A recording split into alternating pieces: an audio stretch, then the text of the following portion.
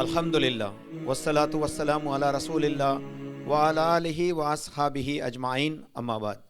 اعوذ باللہ من الشیطان الرجیم، بسم اللہ الرحمن الرحیم۔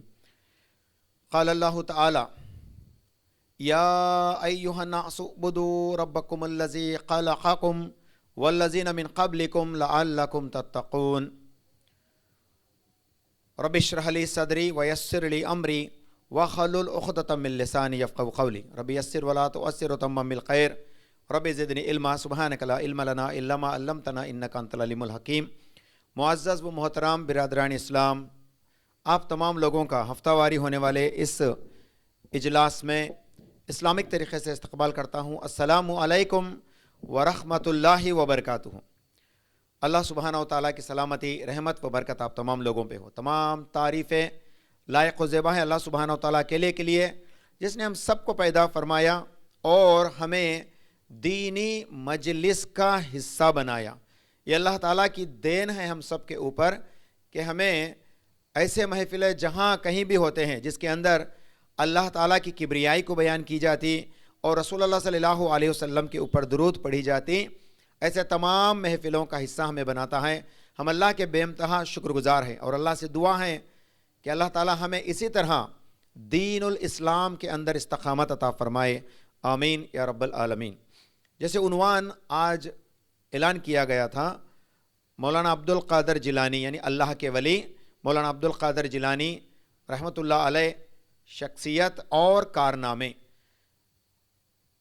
مسلم معاشرے کے اندر ایشیا کے اس بر صغیر میں سب سے زیادہ کسی ولی کو یا ان کے نام پر لوگ ایسے عرس وغیرہ زیادہ مناتے ہیں، یا جن کو ولیوں کے ولی، جن کو پیران پیر بھی پکارتے ہیں، جن کو غوث الاعظم کے لقب سے پکارتے ہیں، جن کو محی الدین کے لقب سے پکارتے ہیں، یہ تمام ایک شخص سے جڑی ہیں جو اسلام کے شیخ ہیں، اسلام کے سب سے ٹاپ سکالر تھے۔ وہ تھے اللہ کے ولی مولانا عبد القادر جیلانی رحمۃ اللہ علیہ۔ معاشرے مسلم میں ہم دیکھیں گے تو ان کے نام پر ہم آج بدحالی کی شکل میں موجود ہیں، حالانکہ ان کا مقام کس طرح سے ہے، یہ ولی بنے کیسا، اللہ تعالیٰ کی قربت کو کیسے حاصل کرے، ان کے ہاتھوں سے اللہ سبحانہ و تعالیٰ کئی سارے کرامات کو جو ہے کرائے، یہ تمام چیزوں کو جو ہے اسلامک پس منظر میں سمجھنے کی کوشش کریں تو ہمیں علم ملتا ہے کہ عبد القادر جیلانی رحمۃ اللہ علیہ شیخ الاسلام تھے، یعنی اسلام کے عالم علماء میں سے سب سے ٹاپ سکالر تھے مولانا عبد القادر جیلانی رحمۃ اللہ علیہ۔ پیدا تو آپ ایران کے شمالی علاقے میں جیلان، یا جس کو جو ہے اصل میں غیلان کہا جاتا ہے، وہاں پہ پیدا ہوئے ہیں، اور امام ذہبی رحمۃ اللہ علیہ کی لکھی ہوئی کتاب کے مطابق آپ نے اپنے بلوغت کی عمر میں یعنی یونم میں، ینگ ایج میں جو ہے بغداد کی ہجرت کی تاکہ وہاں علم حاصل کر سکیں اور دعوت و تبلیغ میں اپنے وقت کو گزار سکے۔ اس نسبت سے بچپن ہی سے آپ کو علم اسلام کا، دین اسلام کا بڑا جذبہ تھا، تو آپ اس علم کو سیکھنے کے لیے، اس کو وقف کرنے کے لیے اپنی ماں کے پاس جا کے کہنے لگے، اے میری ماں، مجھے اسلام کے خاطر وقف کر دو، یعنی میں صرف ہمارے شیخین کو، ہمارے سلف صالحین کو ملنا چاہتا ہوں، ان سے دین لینا چاہتا ہوں اور دین کی دعوت و تبلیغ میں میرا باقی زندگی میں گزارنا چاہتا ہوں۔ یہ کہہ کر اپنے والدہ سے کہیں تو والدہ رو پڑی۔ بچے کو دور کرنا، کوئی بھی ماں کو جو ہے تکلیف شدہ ہے، تو آخرکار بڑے ماننے کے بعد جو ہے آخرکار یہ بات مان لی، رو کے ہی صحیح، اور کہنے لگی کہ اے میرا بیٹا، میں تجھے اللہ کی راہ میں وقف کرتی ہوں، یعنی آپ کو میں اللہ کی راہ میں دعوت و تبلیغ میں بھیج دیتی ہوں، اب ہمارا ملاقات اس دنیا میں نہیں ہو سکتا، مطلب آپ جب واپس آئیں گے شاید میں نہیں رہوں گی، اسی طرح سے جو ہے میں آپ کو اسلام کے لیے وقف کرتی ہوں بول کے ان کے والدہ نے کہا، اور وہاں سے انہوں نے بغداد کے طرف کوچ کیا، بغداد کے طرف سفر کیا اور وہاں علم حاصل کرے۔ اور بغداد میں ایک سلفی عالم تھے، احمد بن حنبل کے مسلک کے ماننے والے، ایک ابو سعید ارقامہ रहमत उल्लाह अलैह एक अच्छे हम्बली स्कॉलर गुजरे जिनका एक मदरसा था बगदाद में। उन्होंने उस मदरसे का इंचार्ज मौलाना अब्दुल कादिर जिलानी रहमतुल्लाह अलैह के सुपुर्द करके वो इस दुनिया से चले गए।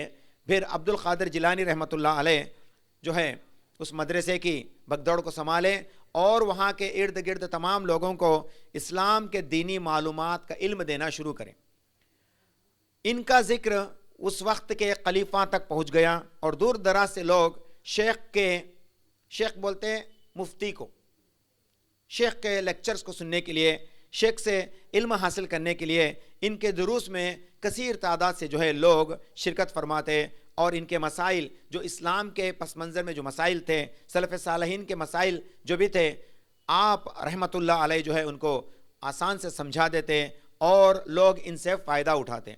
इस तरह से मौलाना अब्दुल कादिर जिलानी रहमतुल्लाह अलैह का बड़ा ही मकाम मर्तबा उस दौर में हो चुका था। और आप एक तिजारत भी करते थे, आप एक अच्छी बिजनेस भी करते थे। इनके कई सारे शिप्स भी थे जो कि समंदर में माल को जो है एक गांव से दूसरे गांव को लेके जाते थे। कभी एक वाक़या ऐसा आता है जिनके बारे में मुअर्रिखीन लिखते हैं, हिस्टोरियंस लिखते हैं, मौलाना अब्दुल कादिर जिलानी रहमतुल्लाह अलैह वैसे तो ताजिर भी करते थे, तिजारत करते थे, लेकिन ख़ुद इस दुनिया से उनकी एक किस्म की बेरुग़बती थी। मतलब अगरचे यहाँ पे कोई नुकसान भी आ गया तो उनको ज़र्रा बराबर भी इसका फ़र्क नहीं महसूस होता था, क्योंकि उनकी तमाम तवक्कल अल्लाह ताला पे, उलूहियत और वहदानियत पे रहती थी और अल्लाह से तवक्कल पे जो हैं ये अपनी ज़िंदगी गुजारते थे। तो बहरहाल वक्त ऐसा आया कि चंद लोगों ने आके मौलाना अब्दुल कादिर जिलानी रहमतुल्लाह अलैह को फरमाने लगे कि आपके जो शिप्स थे, जो भी ओडला वगैरह थे, पड़वे वगैरह थे, जो आप तिजारत के लिए भेजे थे, वो समंदर में डूब गए। अब यह सुनकर कोई भी जो है दुख के मारे नाउमीद हो जाता है, लेकिन उन्होंने अपने गिरेबा में झांका और कहा कि इस अमल से मेरे अंदर कोई तकलीफ़ होती है। आपने देखा कि कोई तकलीफ़ नहीं, दुनिया है, दुनिया जाता भी है आता भी है, इससे कोई लेना देना नहीं है। ये समझकर ये तो अल्लाह की शान है जो मुझे खिलाता और पिलाता है, ये कहते हैं। फिर चंद लम्हात के बाद जो है फिर से या एक दिन कहो या चंद दिन के बाद ये वापस एक मैसेज और आता है, कहते हैं आपके जहाज़ सही सलामत हैं। तो अल्लाह ताला ने इनकी इस कदर मदद की। तो ताजिर भी थे, तिजारत भी किया करते थे, ऐसा चंद मुअर्रिखीन इनके लिए लिखते हैं। और इनके अहकाम और अक़ीदा कैसा था? अक़ीदा में जो आज हम देखेंगे, मौलाना अब्दुल कादिर जिलानी रहमतुल्लाह अलैह से बाज़ लोग जो हैं मांगते भी हैं, इनके नाम पर मन्नत भी करते हैं, इनके नाम पर ईसाल भी करते हैं, जिसको हम 11वीं शरीफ के नाम से जो है जानते हैं, 11वीं जो करना उसके नाम से जानते हैं। असल में ये चीज़ क्या है? असल में अल्लाह के वली हज़रत अब्दुल कादिर जिलानी रहमतुल्लाह अलैह कौन से दीन के ऊपर थे? आप वहदानियत में, अल्लाह की तौहीद में और रिसालत रसूल सल्लल्लाहु अलैहि वसल्लम में पक्का ईमान वाले थे। और जिस तरह से सहाबाए किराम का ईमान था, उसी तरह का ईमान हज़रत मौलाना अब्दुल कादिर जिलानी रहमतुल्लाह अलैह लिया करते थे। आपका असल नाम अब्दुल कादिर बिन अबू सालेह अब्दुल्ला था, यानी अबू सालेह अब्दुल्ला के बेटे अब्दुल कादिर जिलानी, यानी गिलान के इलाके से आए। जैसे हम लोग को चंदोली कहते हैं, इसी तरह से गिलान से आए तो इनको जो है गिलानी के लक़ब से जो है जाना गया। और इनकी कुन्नियत अबू मोहम्मद थी, मतलब इनके बच्चे थे, मोहम्मद उनका नाम था। उनको जो है मोहम्मद के बाप बोल के भी लोग, यानी अरब के अंदर ये आम रिवाज था कि लोगों को जो है उनके बच्चों के नामों से या उनके बाप के नामों से बच्चों को इस तरह से बुलाना एक रिवाज था। इसी तरह से अबू मोहम्मद इनकी कुन्नियत थी और इनको मोहिउद्दीन का लक़ब से जो है नवाजा गया। मोहिउद्दीन का मतलब क्या आता है? दीन को रिफ्रेश करने वाला। अगरचे दीन में बिगाड़ आ गई तो उसको सही मायने में रिसर्च करने के बाद लोगों को समझाने वाला या दीन का बोल बाला करने वाला, इनको बोलते हैं मोहिउद्दीन। इस तरह से मौलाना अब्दुल कादिर जिलानी रहमतुल्लाह अलैह अपने शागिर्दों को इसी तरह की नसीहत करते थे। जिस तरह से सहाबाए किराम ने जिस दीन को समझा, उसी दीन को जो है आप रहमतुल्लाह अलैह अपने शागिर्दों को पेश किया करते थे। आपका अक़ीदा और आप किस मसलक से थे? अब हमारे यहाँ पे मसलक है ना, बहुत सारे मसलक है। अबू हनीफा रहमतुल्लाह अलैह के मसलक हैं, हम हनफी मसलक, حنبلی مسلک، مالکی مسلک اور شافعی مسلک، اس طرح سے 4 میجر جو مسلک ہوتے ہیں وہ ہیں. تو آپ کو یہ بڑا تعجب ہوگا، امام شیخ الاسلام عبد القادر جیلانی رحمۃ اللہ علیہ جو ہے سلفیت سے ناطہ رکھتے تھے. سلفیت آج ہماری شکل میں اہل حدیث کو کہتے ہیں. ہمارے آج کے زمانے میں ہم اہل حدیث سے جانے جاتے ہیں. ان کا مسلک جو ہے اہل حدیث کے تعلق سے تھا، یہ سلفی مسلک سے تھے. اور ان کے شیخ تھے یعنی عبد القادر جیلانی کے جو جس طرح سے مانتے تھے، جس طرح سے علم سیکھے، وہ حنبلی مسلک سے جو ہے آپ نے زیادہ تفصیلات حاصل کی. یہ بات ان کے لکھی ہوئی کتابوں سے معلوم ہوتا ہے. آپ حنبلی مسلک سے تھے. اور آج پورا سعودی عربیہ، جس طرح سے مکہ، مدینہ، یہ جو مین شہر ہیں، یہ تمام میں جو ہے حنبلی مسلک سب سے زیادہ مانتے لوگ. اور دنیا کے دیگر جگہ پہ جو ہے حنفی مسلک کو مانتے ہیں. یعنی دنیا پورے میں تقریباً 50% لوگ حنفی مسلک کو مانتے ہیں. اور سعودی عربیہ جہاں پہ اسلام کا بول بالا ہوا، وہاں پہ احمد بن حنبل رحمۃ اللہ علیہ کی جو ہے مسلک کو مانتے ہیں. تو بہرحال آپ عبد القادر جیلانی رحمۃ اللہ علیہ بھی اسی طرح سے حنبلی مسلک کے ماننے والوں میں سے تھے. اور آپ کی کتاب غنیۃ الطالبین، فتح الربانی، فتح اور فیض الرحمانی، اس طرح سے جو ہے آپ نے کتاب بھی لکھے، جس کے اندر آپ نے جو مسائل آج سلفیت میں بتائے جاتے ہیں، وہ تمام مسائل حنبلی مسلک میں جو مسائل بتائے جاتے ہیں وہ تمام اسی قسم کے مسائل جو ہے اس میں جڑ کے رہتے ہیں. یعنی جس طرح سے ہم آج آمین بالجہر کا مسئلہ رہندو یا رفع الیدین کا مسئلہ رہندو، سب عبد القادر جیلانی رحمۃ اللہ علیہ کیا کرتے تھے. اور آج یہ باتوں کو دیکھیں گے تو ان کے ایک دم مخالفت، جو لوگ ان کو مان کر ولی اللہ مان کر ان کے نام پر عرس کرتے ہیں، تو یہ تمام لوگ اس سے بالکل بے رغبتی ہیں، یاد رکھیے. لیکن شیخ کا کہنا تھا، غنیۃ الطالبین میں آپ نے کئی سارے باتوں کو لکھا جو سلف صالحین کا جو مسلک تھا وہی مسلک کو جو ہے آپ پیش کرتے ہوئے آئے.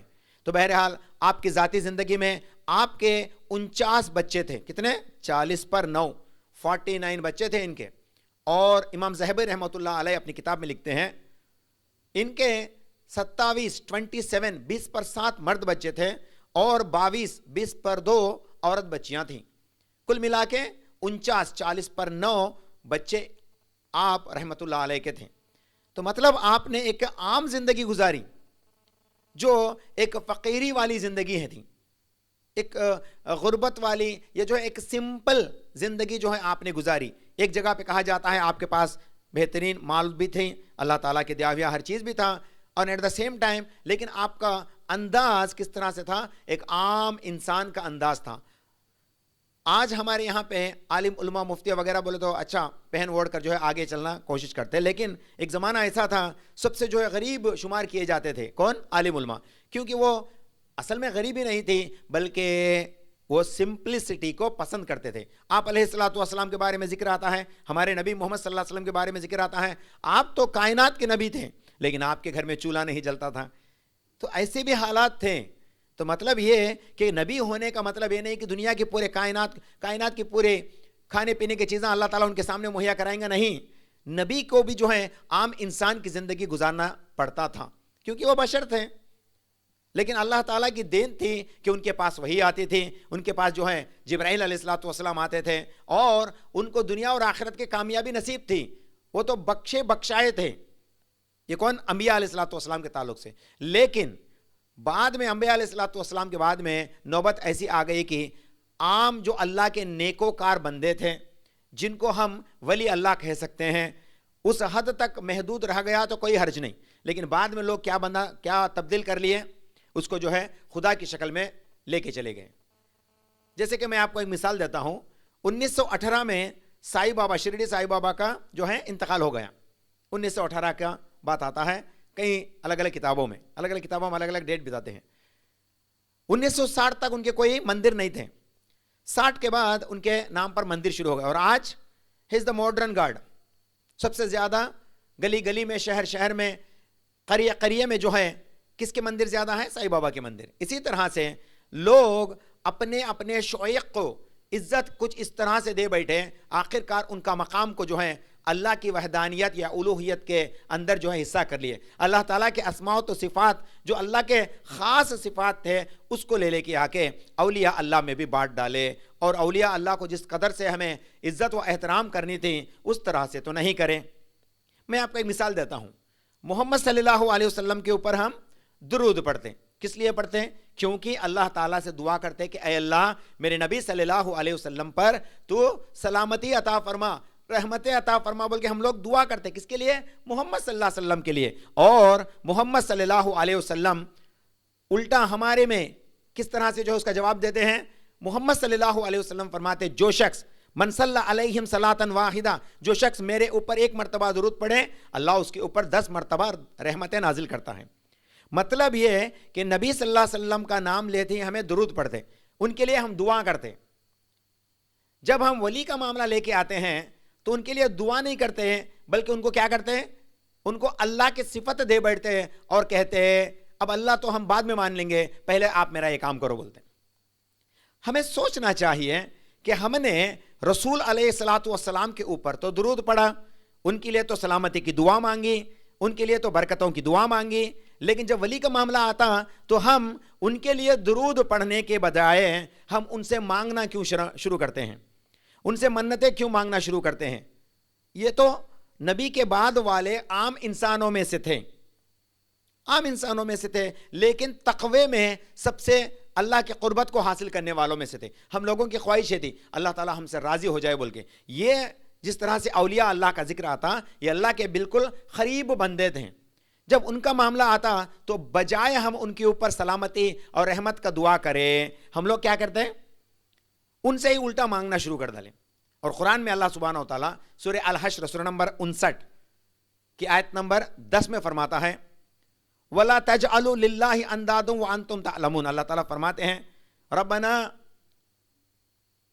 اے میرے پروردگار تو ہمارے اوپر رحمت فرما, ہماری مغفرت فرما, اور ہم سے پہلے جو لوگ انتقال کر گئے ان کے اوپر بھی رحمت فرما اور ان کی مغفرت فرما, اور ان کے تعلق سے جو بھی کینہ ہمارے دل میں ہے وَلَا تَجْعَلْ لِلْقُلُوبِنَا غِلًّا لِلَّذِينَ آمَنُوا إِنَّكَ أَنْتَ الرَّؤُوفُ الرَّحِيمُ فرماتے ہیں ان کے لیے ہمارے دلوں میں کوئی کینہ ہے تو اے اللہ اس کینے کو دور کر دیں اور ان کو بھی معاف کر دے بول کے ہم دعا کرنے کے لیے اللہ تعالیٰ عادت دلاتے ہیں. تم اپنے لیے بھی دعا کرو اور تم سے پہلے جو لوگ اس دین الاسلام کے اندر مر مٹ گئے ان کے لیے بھی دعا کرو بول کے اللہ سبحانہ و تعالیٰ فرماتے ہیں. مطلب یہ ہوا کہ ہم سے پہلے انتقال کر گئے سو تمام لوگوں کے اوپر ہمیں دعائیں رحمت کرنا چاہیے, ان کے لیے دعائیں کرنا چاہیے, لیکن الٹا ہم لوگ کیا کرتے ہیں, ان سے ہی ڈائریکٹ دعائیں کرتے ہیں کہ آپ ہماری سنو, آپ جو ہیں ہماری پوری کرو, آپ ہماری منتوں کو جو اس طرح سے ادا کرو بول کے ہم ان سے مانگنے ہیں. تو یہ دین کے اندر بگاڑ ہے, یاد رکھیے گا. مولانا عبد القادر جیلانی رحمۃ اللہ علیہ کے تعلق سے جو ہیں ٹپ تیلگو اسلامک پبلیکیشنز کے تعلق سے ایک کتاب جس کے اندر لکھا گیا ہے, مولانا عبد القادر جیلانی رحمۃ اللہ علیہ کو شیطان بھی آ کے جو ہے بھٹکانے کی کوشش کرتا تھا, کہتا تھا کہ اے عبد القادر میں تیرے سے راضی ہو گیا, میں تیرا خدا ہوں, میں تیرے سے راضی ہو گیا بول کے آسمان سے ایک آواز دیتا ہے شیطان. تو عبد القادر رحمۃ اللہ علیہ فرماتے ہیں جا شیطان تیرا منہ کالا ہو بولتے ہیں. مطلب یہ سننے کے بعد آپ اور میں کیا سمجھتے ہیں, یہ ابھی کیا ہے, اللہ مجھے قبول کر دیا, ابھی کیا ہے, میں جتنا سب سے بڑا بول کے ہمیں سمجھ لیتے. لیکن عبد القادر جیلانی رحمۃ اللہ علیہ دین کے شیخ تھے, اسلام کے شیخ تھے, اسلام کے مفتی اکرام تھے. تو انہوں نے یہ جو کہ رسول صلی اللہ علیہ وسلم کے بعد اب وہی کسی پہ نہیں آتی ہے جاننے والے تھے, وہ دیکھتے ہیں کیا کرے, شیطان تیرا منہ کالا ہو جاؤ بول کے اسے گالی دے کر جو ہے اس کو اپنے آگے سے دور کر دیے. یہ تھے شیخ. تو آج اگرچہ کسی کے ساتھ ہو جاتا تو کیا بولتے, آج کیا لوگ کیا بولتے ہیں, رات میں میرے پاس یہ آتا ہے, جمعرات کو انا کو جاتا, ہفتے کو انا کو جاتا ہے, میں تمہارے معاملے پورے جانتا ہوں بول کے آج لوگوں کو جو ہے بھٹکانے گمراہ کرنے کی کوشش کرتے ہیں عام لوگ. یہ تو اولیاء اللہ کی کرامت ہے. دیکھیے اولیاء اللہ جب ہوتے ہیں, وہ جب ان کے سامنے کرامتیں پیش آتے ہیں, وہ کسی کی پرچار نہیں کرتے, سوشل میڈیا میں ڈال کے پرچار نہیں کرتے, وہ تو اللہ سے ان کا ناطہ جڑتا ہے. تو بہرحال وہ ہمیشہ اسی کی دعوت دیا کرتے تھے کہ آپ اللہ کے نیکوکار بندے بنو, وحدانیت کو آپ اپناؤ, جو طریقہ رسول اللہ صلی اللہ علیہ وسلم کا تھا اور جو طریقہ صحابہ کرام کا تھا بس اسی طریقے پہ آپ اپنی زندگی گزارو. یہ نصیحتیں مولانا عبد القادر جیلانی رحمۃ اللہ علیہ کیا کرتے ہیں. اور آج جو 11ویں کا جو معاملہ آتا ہے یہ کس لیے کرتے ہیں؟ آپ عبد القادر جیلانی رحمۃ اللہ علیہ سن 471 ہجری کو 471 ہجری میں پیدا ہوئی ہیں اور 561 ہجری یعنی 90 سال کی عمر میں 561 ہجری میں آپ انتقال کر گئے. اور جو انتقال کرنے والا جو دن تھا ربیع الثانی مہینے کا 11واں تاریخ تھا. اسی لیے اس تاریخ کو آج کیا بولتے ہیں؟ عرس کس کو بولتے ہیں؟ The death anniversary of great ولی.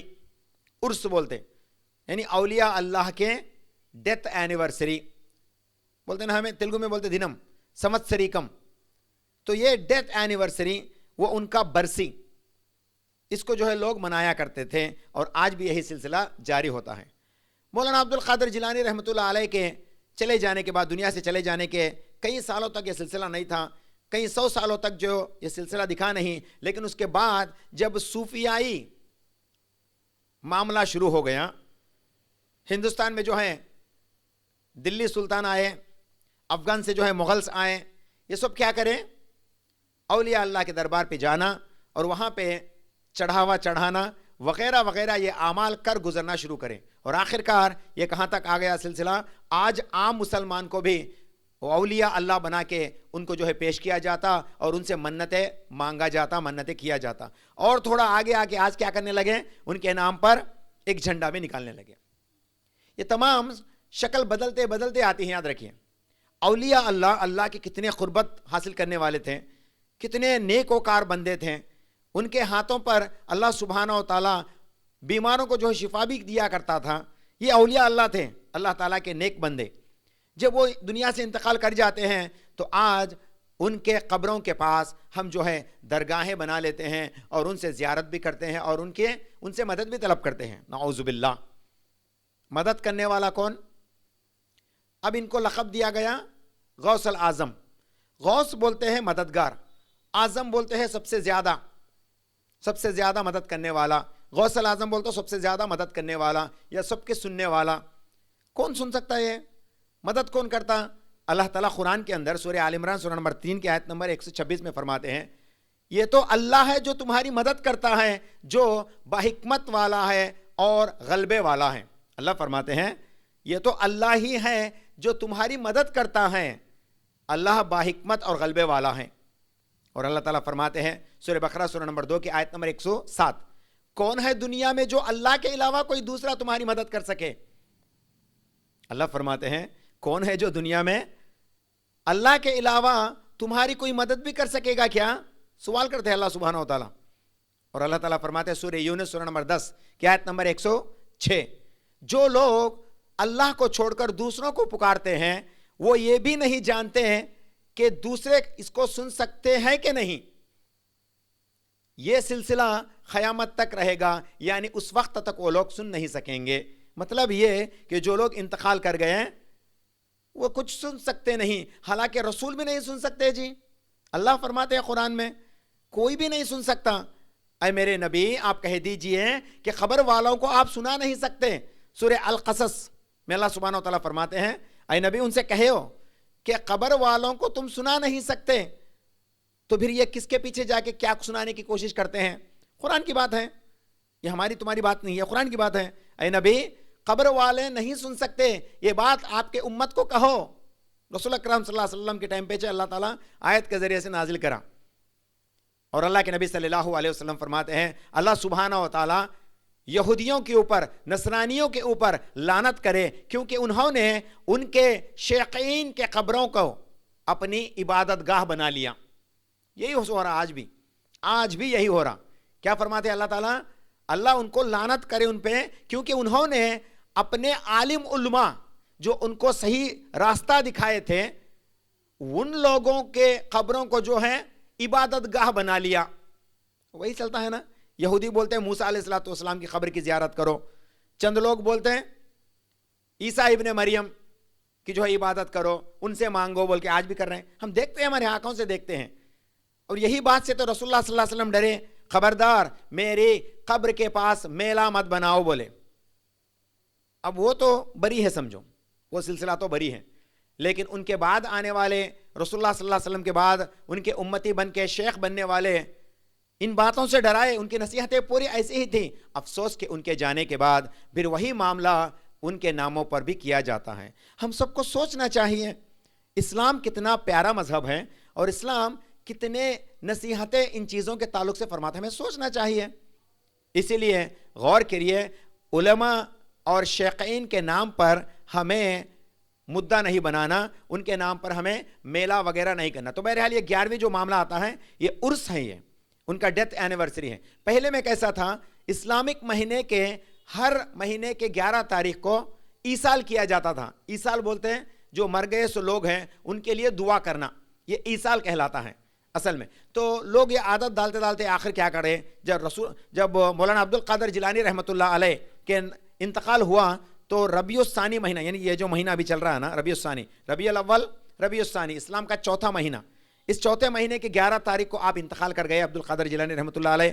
تو ان کے نام پر آج عرس کرتے ہیں. اصل مسئلہ ان کے اوپر ایصال کرنا ہے، ان کے لیے دعا کرنا ہے یا ان کے نام پر کھانے کھلانا ہے. یہ آگے آگے آگے کیسا ہو گیا، آخرکار آج ایک جو ہلچل پیدا ہوتا ہے اسی طرح کا ہلچل کے اندر تمام لوگ مبتلا ہو گئے.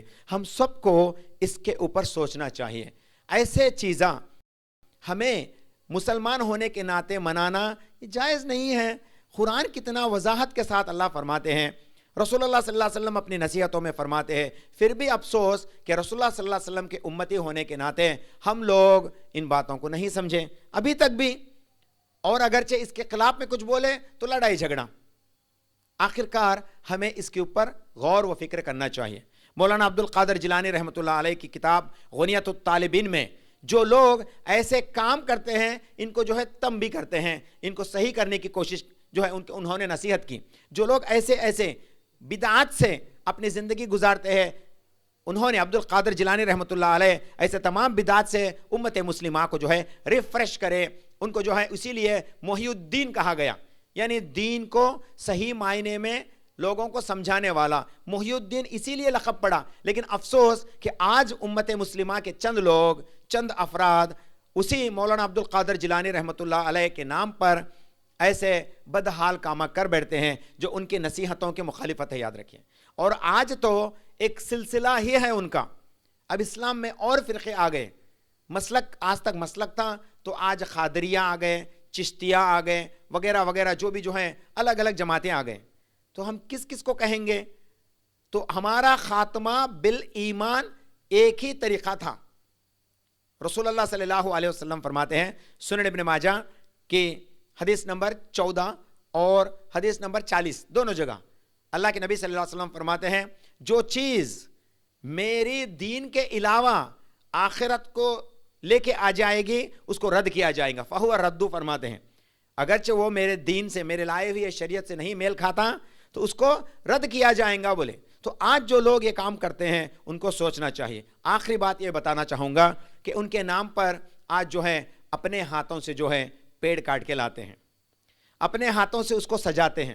دیکھیے، اپنے ہاتھوں سے اس کو چمچکی وغیرہ لگاتے ہیں، اپنے ہاتھوں سے کپڑا پہناتے ہیں، اپنے ہاتھوں سے لائٹنگ لگاتے ہیں، اپنے ہی ہاتھوں سے عطر وغیرہ بھی لگاتے ہیں، عود وغیرہ بھی ڈالتے ہیں. اور آخرکار جس کو 2 دن تیار کیا گیا، دوسرے دن کے شام میں اس کو ہمیں کیا کرتے ہیں، ہاتھ اٹھا کے اسی کے سامنے دعا مانگتے ہیں. ہمیں سمجھنا چاہیے، ہمیں سمجھنا چاہیے یہ تو ہم نے بنایا تھا نا، اس کے اندر وہ صفات کہاں سے پیدا ہو گئی ہے، ہمیں سمجھنا چاہیے. دیکھیے، اس کے خلاف میں بولنا مقصد نہیں بلکہ باتوں کو سمجھنا مقصد ہے.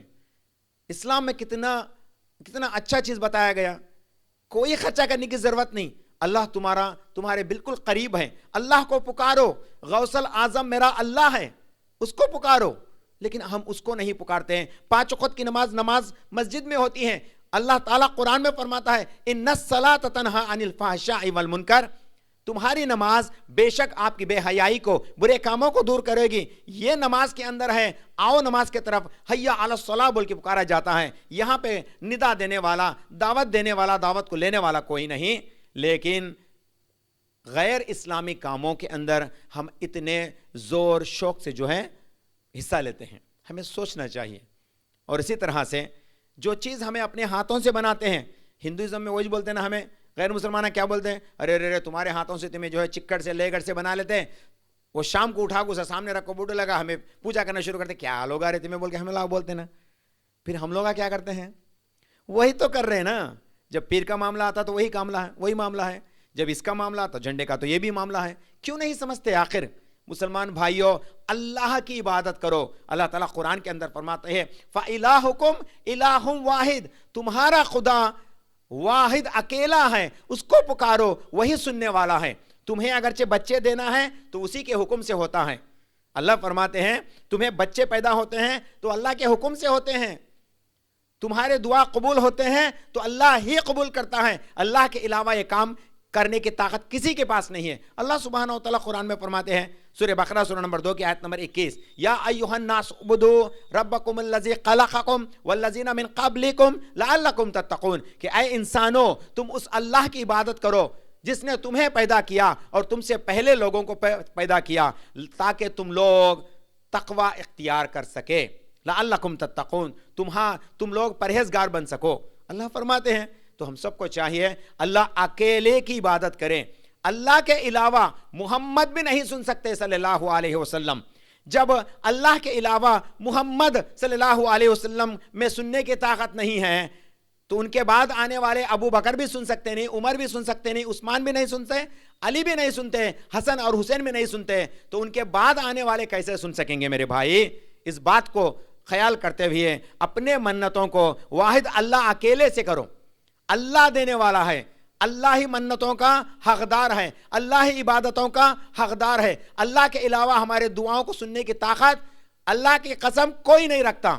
اسی لیے آپ اپنے تمام دعاؤں کو اللہ اکیلے سے جو ہے مانگو، اسی کے لیے سجدہ کرو، اسی کے لیے تمام منتیں جو ہے کرو، اسی کے لیے جانور کی قربانی کرو اور اسی کے لیے اپنی زندگی اور موت رکھو. اللہ تعالیٰ قرآن میں فرماتے ہیں ابراہیم نے جس طرح سے کہا قل ان صلاتی و نسقی و محیای و مماتی، کہ کہو کہ تمہاری نماز، تمہاری قربانی، تمہارا جینا، تمہارا مرنا محض اللہ کے لیے ہے، اس کے سوا کوئی معبود برحق نہیں.